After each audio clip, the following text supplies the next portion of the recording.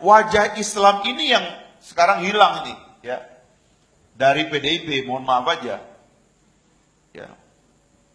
Karena itulah kemudian ada keinginan justru Pancasila aja itu mau direduksi keislamannya. Seolah-olah sila pertamanya bukan ketuhanan.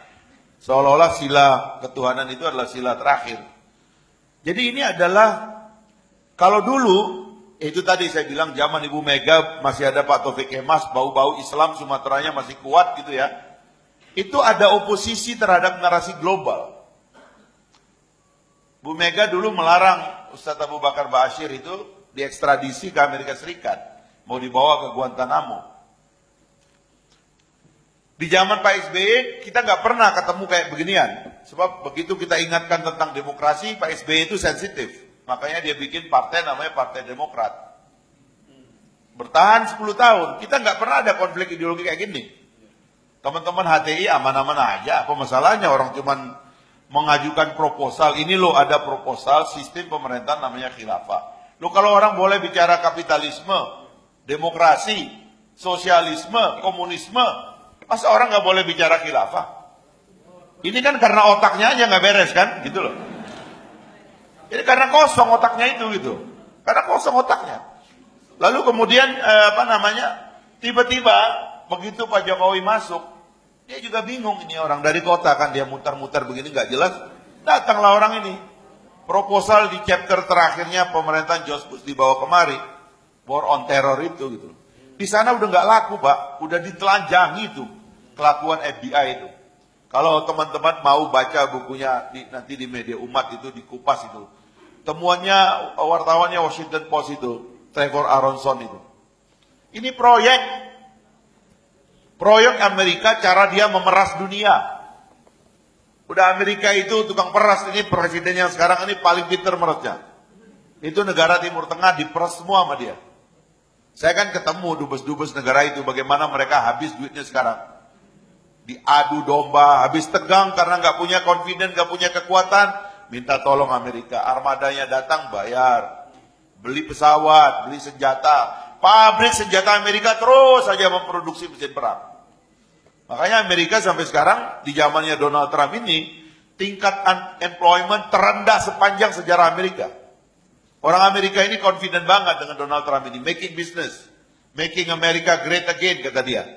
Bikin bisnis, caranya apa? Dia peras itu orang-orang. Semua kena peras. Nah, proyek-proyek pemerasan kayak begini mau masuk juga ke kita ini gitu loh. Ya, sehingga proposal mengganggu itu ya. Itu hak Amerika itu punya hak di dunia ini namanya hak ganggu. Ya. Itu ndak ada dalam undang-undang tuh ya. DPR juga kadang-kadang punya hak ganggu itu dulu ya. Jadi dia punya hak ganggu, dia bikinlah ini narasi ini.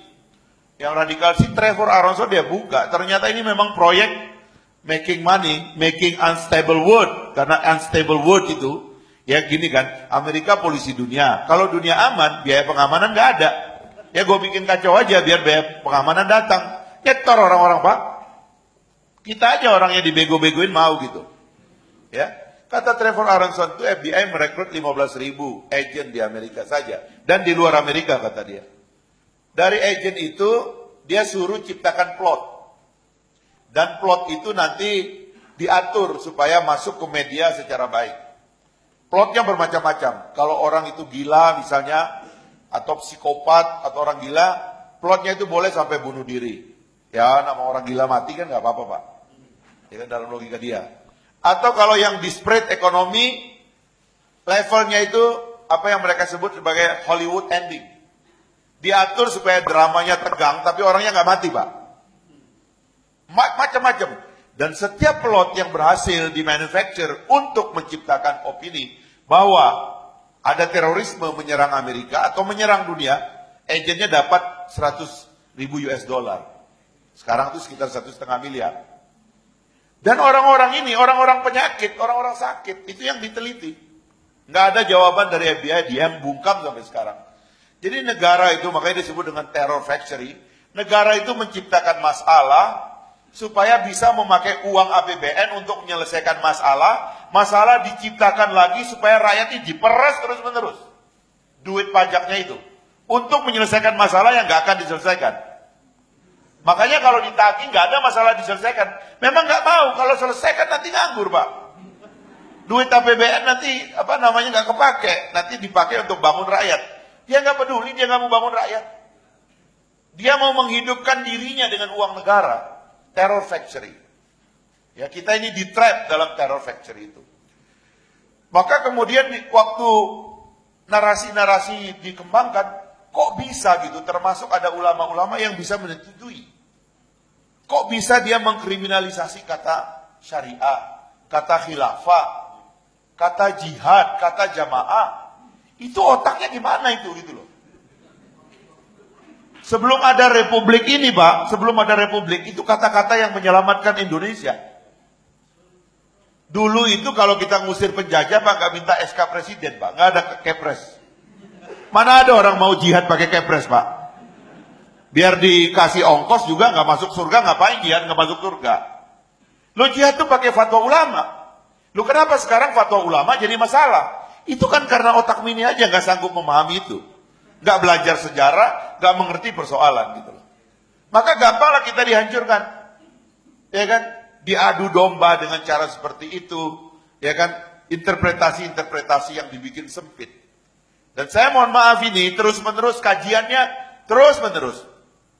Bagaimana membungkam kampus? Bilang paham radikal masuk kampus. Wah, nanti rektor-rektor bodoh itu berdiri dengan spanduk. Kami kampus Pancasila. Otakmu di mana?